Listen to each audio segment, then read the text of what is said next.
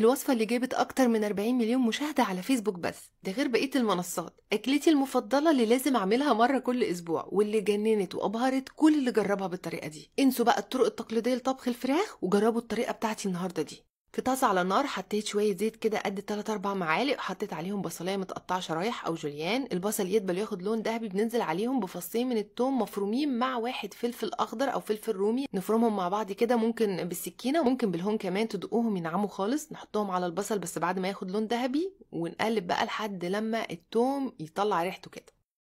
اول ما الثوم بيطلع ريحته بننزل عليها بقى بالفراخ بتاعتنا، اي حاجه، صدور، وراك، فراخ كامله متقطعه، اي حاجه.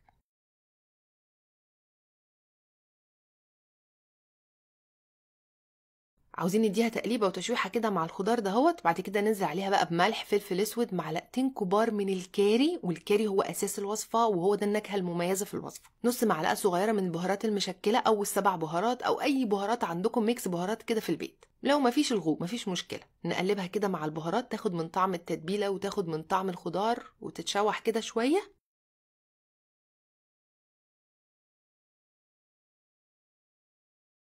بعد كده بقى بنرفعها في طبق خارجي. وعاوزين بقى 4 طماطميات تقريبا، حجمهم حلو، حجمهم كبير، او 5 طماطميات متوسطين، ونقطعهم مكعبات كده، وننزل بيهم بقى على الخليط الرهيب بتاعنا ده، نديهم تقليبه كده ونغطي، ونسيب بقى الطماطم تتسبك وتنزل الميه بتاعتها وتنزل السوائل بتاعتها كلها، والدهون تفصل كده، يعني يبقى متسبكه، تبقى عامله طبقه كده من الدهون فوق. احنا ما حطيناش غير كام معلقه زيت بس في الاول، هي هتاخد من الدهون بتاعت الفراخ نفسها. هننزل عليهم بنص كوبايه من الزبادي. بنقلب، ما تقلقوش من الزبادي، الزبادي برضو اساس الوصفة وهو اساس النكهة، هو والكاري مع بعض. ما تغيروش، ما تشيلوش الزبادي، لان هي حلوة جدا بيه، مش هيبقى طعمها زبادي ولا حاجة، ما تقلقوش. هنقلب الزبادي كويس عشان يفك وما يفرطش معانا، وننزل عليها بعصير ليمونية كبيرة او ليمونتين من الليمون الصغير اللي هو الاخضر. نرجع الفراخ بتاعتنا جوه التتبيلة الرهيبة دي والخلطة الرهيبة دي، نظبطها كده ونزود مية سخنة ونغطيها ونسيبها تستوي شوية بنسبة 70-80% كده، يعني 3/4 سوا.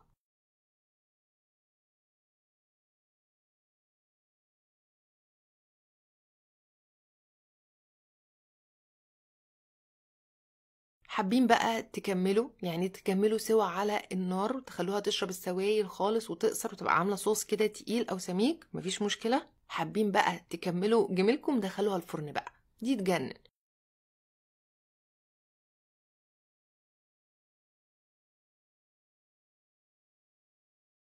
ندخلها فرن سخن على درجة حرارة 200 في نص الفرن على الشبكة، وسيبوها بقى. عايزين تنشفوها نشفوها، عايزين فيها شوية صوص اوكي تمام. طبعا بحب الصوص بتاعها جدا، حلو قوي مع الرز، وبالذات الاطفال كمان بيحبوه قوي.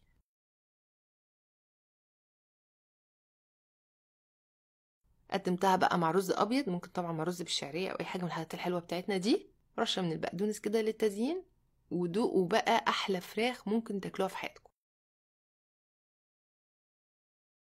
الوصفة دي يعني كل اللي جربها عجبته جدا، وفعلا في ناس اعتمدتها وبقت بتعملها فعلا مرة كل اسبوع زي ما انا بعمل بالظبط. اكتر وصفة فراخ انا بحب، طعمها مميزة جدا وريحتها رهيبة، هتقلب البيت، نكهتها مميزة وريحتها مميزة، تحس ان انتوا عاملين حاجة كده من الحاجات اللي تتاكل حاف كده لوحدها. وبس كده، اتمنى ان الفيديو يكون عجبكم. ما تنسوش تجربوا الوصفة اللي رايكم فيها، نزلوا تطبيقاتكم على الجروب بتاعي على الفيسبوك، واشوفكم ان شاء الله المرة الجاية في فيديو جديد.